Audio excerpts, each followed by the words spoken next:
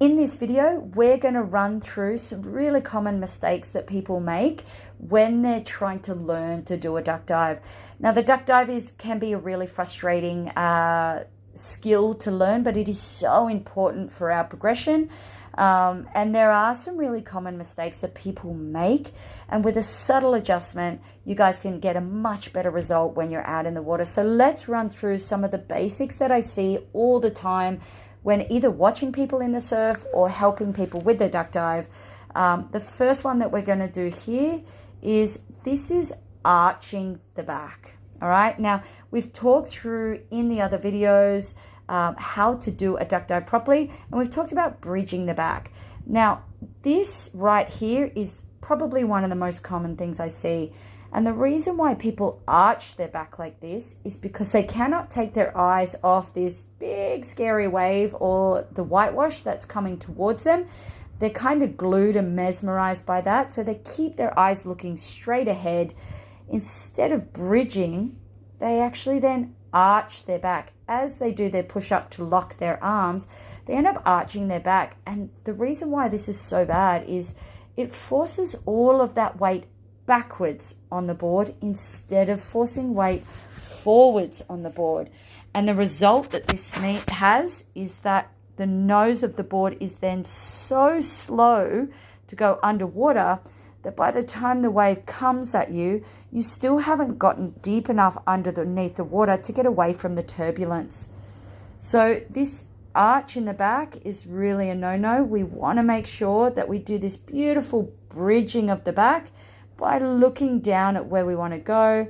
Locking our arms will really drive the nose of the board down as quickly as possible. Now, we're going to go through some of the common mistakes, and here visually, I tried to do a demonstration of all the really common things that I see. So I did get out there and get smashed a couple of times to be able to show you guys a little bit of what we see out there in the water. So we just saw before the arching of the back, and let's have a good look at the result of that. So you can see right here that I'm placing my hands on the rails. I'm going into my duck dive.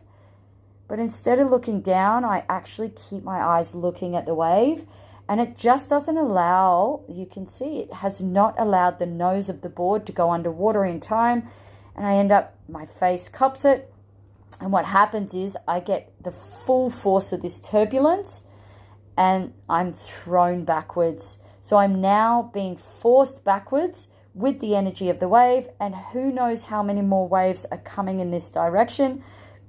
And I've been kind of thrown off and over my board. So that's a good example of not putting that weight over the shoulders by bridging the back.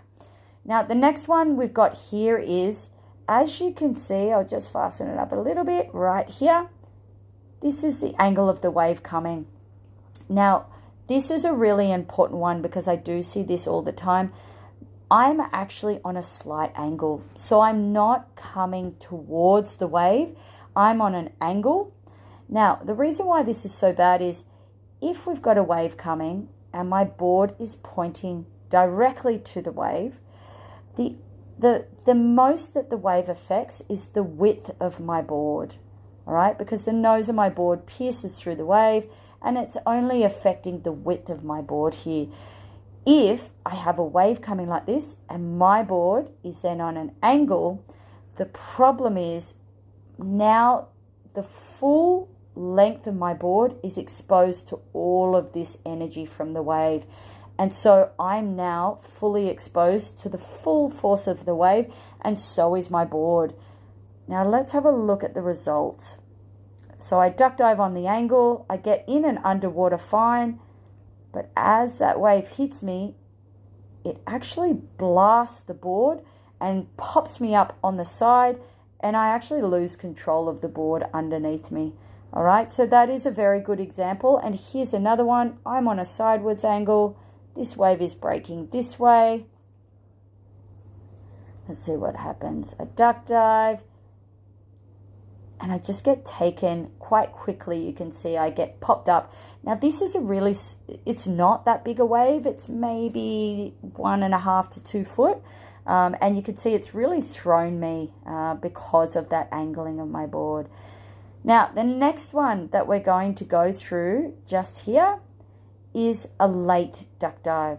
So instead of duck diving 1.5 meters to 2 meters before the wave, I duck dive right as the wave hits me.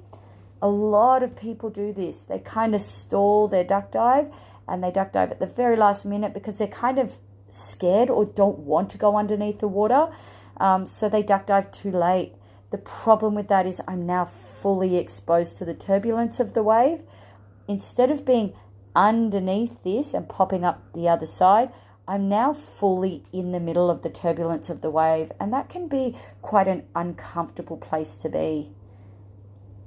And what happens is, again, because of that turbulence, I kind of lose control of my board. I don't really know what's going on, and I just get popped up whenever I get popped up, and I actually get thrown to the side. Now, just here, this is a good example of not paddling before the wave comes. So instead of gaining some momentum in this direction to prepare myself to get in underneath the water, I actually just wait for the wave to come to me, and then I start my duck dive. Now, the problem with this is I end up being taken quite quickly by the wave, and I get pulled backwards. All right, now that is a real problem because, let's just go back to that a little bit. As you can see here, there's another wave coming. Now, I've just been pulled backwards, so I may even be back where I started, and I'm in all of this turbulence, and I'm going to have to very quickly get back underwater again, and I just have no time to do that. So it is really important we drive the board forwards so that as the wave hits, we have the best chance to get underneath and be shot forwards instead of being pulled back like I have been in this video here. Now, just here, I am paddling towards the wave. The timing of the duck dive is something that you will need to kind of practice a little bit. This is an example of duck diving a little bit too early. Sometimes when we're learning to get that timing right, we start to get underwater a little bit too early. And what ends up happening, I get under. What ends up happening is I pop back up too early, and again I get taken by the turbulence of the wave. So the timing, and let's just recap that a little bit. As I go under and I go to pop back up, because the buoyancy or the volume of the board, once I get the board under, it naturally wants to pop back up. And it's very hard to stall the board underneath the water. That's something that we'll go through another time in the more advanced settings. But in this one, the board is naturally going to want to go down and pop back up. If I duck dive too early, I am naturally going to want to pop up, and I end up in the turbulence of the wave. And again, it just takes me back quite quickly. So this video here, we did talk about in the correct pop-up technique about chicken wings, not sticking those elbows out. Now, the main reason why we don't want to be doing this is if I have my elbows bent like this, all of my strength and my energy is going out to the sides. What this causes the board to do when my hands are on the rails, it's going to cause the board to wobble. But the other thing is, because I'm not engaging my shoulder blades here, I do not have the strength to force the board under as quickly as I need to. So we like to call these chicken wings. We want to make sure that those elbows are tucked in, all right? So this is what the chicken wings looks like in underneath the water as we go to do our duck dive. You can see how unstable I am, and you could also see how long it took me to get the board in underneath the water. All right. So they are some really common errors that we see in the duck dive. If you guys can make sure that these sorts of things are prevented as much as possible, you'll get a much better result with your duck dive, and you'll be able to master it a lot quicker.